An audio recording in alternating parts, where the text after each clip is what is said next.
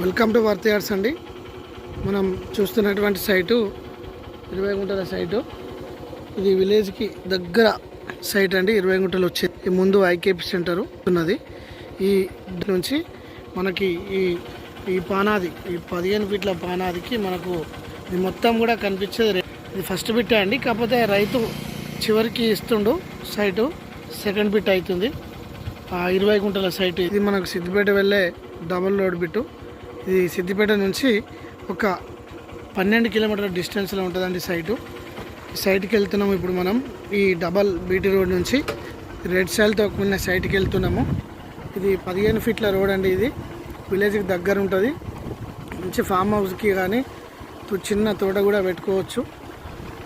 గుంట వచ్చేసి మనకు 1,20,000 చెప్తుండు.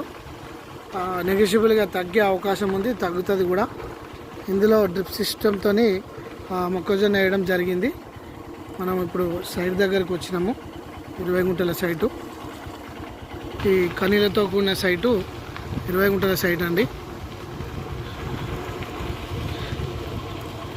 ఇది మనకు ఈస్ట్ ఫేసింగ్తో కూడిన సైటు.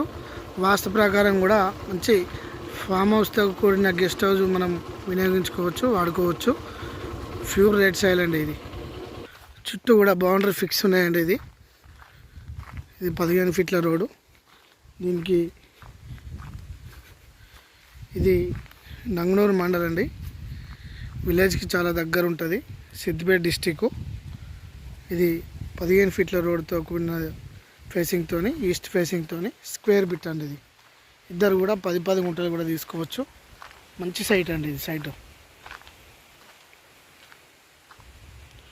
ఉస్నాబాద్ హైవేకి కూడా ఒక 5 కిలోమీటర్ల డిస్టెన్స్ ఉంటుందండి సైటు.